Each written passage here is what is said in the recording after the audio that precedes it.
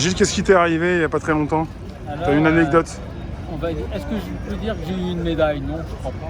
T'étais sur les Champs-Élysées le 14 juillet, c'est ça? Voilà, avec un petit groupe de provinciaux. On était 4 au départ, avec moi. Et on s'est retrouvés donc tranquillement. On est parti de Bastille. Vas-y, parle un peu plus fort, s'il te plaît. On est parti, on était à 4. Merci, ouais. Avec un groupe de provinciaux. On était à 4 après la manif de Bastille. Je me suis retrouvé. Comme c'est des provinciaux que j'avais rencontrés, que je connaissais peu, mais que j'ai rencontré un peu plus le samedi, enfin 2 samedis avant.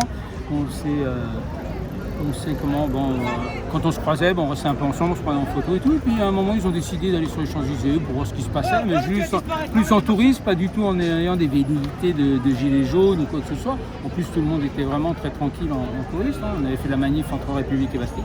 Donc on était sur les champs, après le métro, on a été jusqu'à Invalides. Puis on a repassé le pont Alexandre III comme des simples touristes. On s'est assis au rond-point des Champs-Élysées pendant une bonne 3/4 d'heure, 1 heure. On discutait de choses et d'autres, voilà.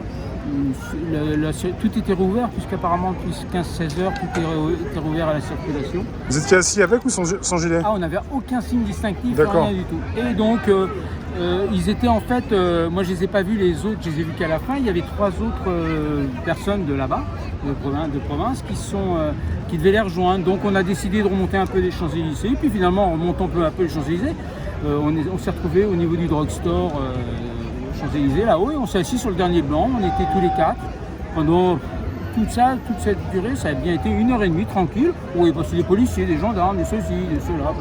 Et puis les retardataires sont arrivés parce que dans le groupe, il y en avait un qui avait quelque chose à aller chercher dans le 12e. Et puis après, donc, ils sont nous rejoints. Puis en plus, il avait un peu mal à la hanche. Enfin, c'est quelqu'un qui a vadrouillé. Et donc, du coup, voilà, on discute, on reste 1/4 d'heure, 20 minutes. Et puis tout d'un coup, il y a quelqu'un qui est ici, mais je ne dirai évidemment pas le nom, qui était en live et qui se pointe en disant: ah, les provinciaux, on est désolé, vous êtes venus pour pas grand-chose, alors que ici, personne n'a de couilles, etc.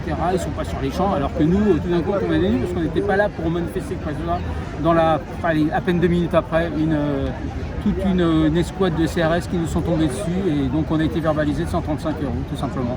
Voilà. Vous étiez encerclé par les CRS? Ouais, toute une compagnie de CRS tout le long. Après le passage de cette personne qui vous a filmé? Voilà, il était là, mais comme c'était quelqu'un qui est connu et puis qui a déjà été verbalisé, bon, c'est à la limite. Donc ça a fait. J'en ai pas contre lui, évidemment. Ça a fait un petit peu de bruit, enfin un petit peu de visibilité.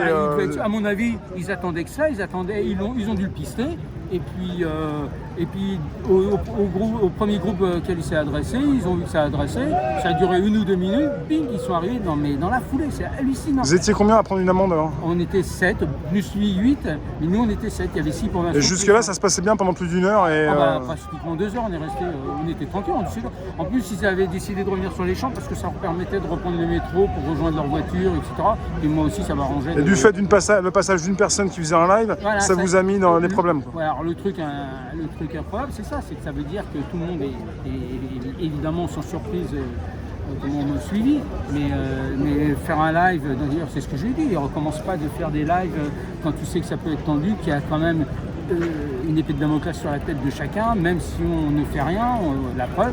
Et qu'est-ce que vous ont dit les policiers? C'est quoi pourquoi une amende? En fait, on ne sait pas vraiment. Qu'est-ce qui est inscrit sur on papier? n'a rien vu, ils nous ont rien donné. Ah bon? Ils nous ont rien donné. En fait, quand ils sont arrivés, j'ai entendu vaguement, mais comme on était un peu surpris, j'ai entendu vaguement un des policiers qui dit: vous savez pourquoi on est là? Et puis évidemment, tout le monde. Mais dans ce cas-là, ils prennent quoi? Ta pièce d'identité? Ils nous ont demandé tout de suite un contrôle d'identité. Et puis il y avait d'ailleurs une policière qui en plus avait été gendarme auxiliaire dans la province de mes compagnons. Elle connaissait très bien les petites villes où ils étaient, etc. Donc tout s'est passé. Ça se passait bien, mais les pièces d'identité qu'ils vous ont prises, ensuite ils vous ont verbalisé avec votre adresse, tout ça sur la pièce? Oui, ils ont pris les adresses, etc. Donc ils ont rempli leur papier, mais quoi, c'était sur téléphone? Sûrement, parce qu'on a Parce qu'il n'y a pas de papier. Nous, on n'a rien vu. Rien signé non plus? Rien du tout. Et 20 minutes après, à peu près, 5 minutes. T'es sûr qu'il y aura une amende, un truc que tu vas recevoir? Moi, il me semble. Mais comme on était un peu dans la surprise, et puis en même temps détendu, parce que franchement, on n'était pas du tout dans une idée d'envahir les Champs-Élysées. De toute façon, c'était même pas ça. Vous étiez quoi, 5, 6, 7?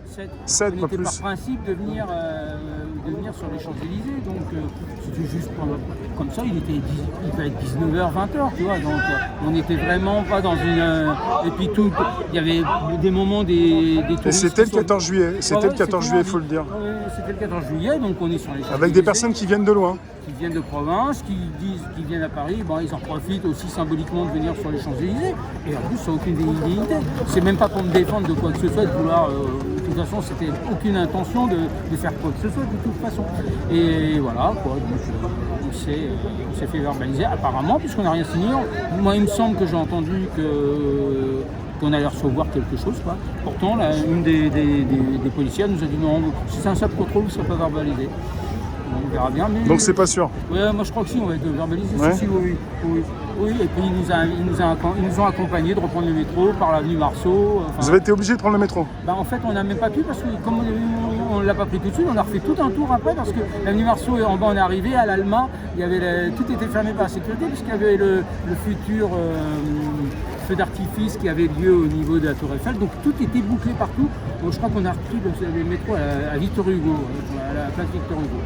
Bon, voilà, c'est surtout la petite mésaventure. Moi, ce qui m'a un petit peu dérangé, c'est le fait de me dire que, dès que les gens qui sont, c'est pour aussi prévenir ça, c'est que les gens qui sont un peu connus, quand il y a des choses un peu tendues, une fois qu'une manif est déclarée, enfin qu'elle est là, même si c'est une manif sauvage, voilà, une fois qu'on est dans le truc, chacun ses responsabilités. Mais là, en fait, il est venu rajouter un souci inconsciemment, sans faire exprès, quoi. Bon, après, parce qu'il ne filmait pas les visages, en plus il nous dit, oh, je ne filme pas les visages. Et moi, quand je l'ai vu arriver, parce que je le connais, je me suis dit, mais qu'est-ce qu'il fait avec son live sur les Champs-Élysées? Il est pas bien.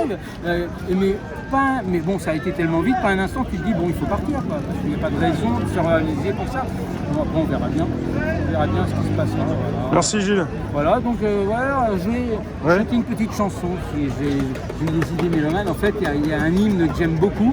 Ça s'appelle, j'espère que je ne vais pas bafouiller, ça s'appelle Les Allobroges. Alors les Savoyens, les Savoisiens, les Savoyards et Hauts-Savoyards connaissent. C'est l'hymne de la Savoie en fait. C'est un hymne, une allégorie à la liberté. Et donc je vais juste chanter quelques mesures parce que puis en l'ayant légèrement transformé, j'espère que les Savoyards ne m'en voudront pas. Mais bon, c'est un hymne à la liberté, donc... On n'est plus en direct, mais vas-y. Voilà, on n'est plus en direct. J'enregistre, moi j'enregistre, j'ai un problème de flux, mais c'est bon. Ok, donc je te salue aux terres hospitalières, où le malheur trouva protection d'un peuple libre arborant la bannière bleu, blanc, rouge. Je viens fêter la Constitution, prospérité hélas. J'ai dû quitter les Champs-Élysées pour m'abriter sous un climat plus doux. Mais au printemps a reluit l'espérance. Et maintenant, braves citoyens, je suis près de vous. Français vaillants, des villes et des campagnes, accordez-moi toujours asile et sûreté, car j'aime à respirer l'air pur de la montagne. Je suis la liberté, la liberté. Voilà, c'est un petit hymne. C'est les Allobroges. En fait, les Allobroges, c'était une peuplade celtique qui peuplait les Alpes au IIIe siècle. Et bon, ça devait être des durs à cuire. Et donc, les Savoyards ont pris ça en résistance. En fait, ça vient de l'époque de Napoléon III, quand il a fait son coup d'État, qu'il a pris le pouvoir. Beaucoup d'intellectuels, d'écrivains et autres ont un peu fui, notamment Victor Hugo. Victor Hugo est parti sur les îles de Normande. Mais d'autres sont partis à droite à gauche. C'était un peu une allégorie à la liberté.